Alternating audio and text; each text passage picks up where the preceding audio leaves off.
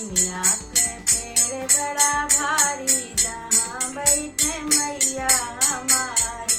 निमिया के पेड़ बड़ा भारी जहाँ बैठे मैया हमारी।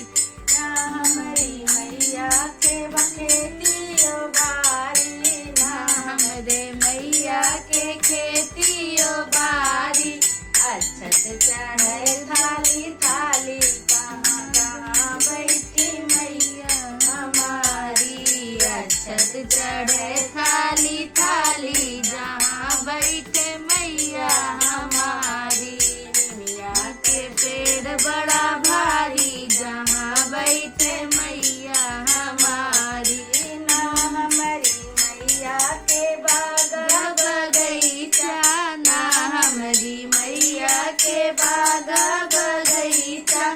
फुलवा चढ़े थाली थाली जहाँ बैठे मैया हमारी। फुलवा चढ़े थाली थाली जहाँ बैठे मैया हमारी।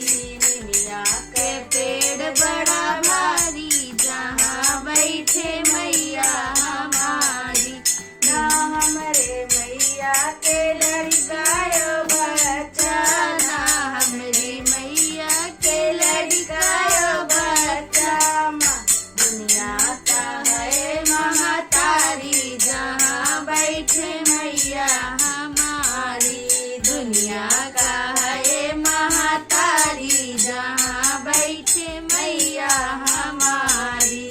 निमिया के पेड़ बड़ा भारी जहाँ बैठे मैया हमारी। शेरा वाली माता तेरी सदा ही जय। अगर आपको ऐसे ही गाने भजन कीर्तन सुनना है तो मेरे चैनल को सब्सक्राइब करें और बेल आइकन को प्रेस करना ना भूलें। धन्यवाद।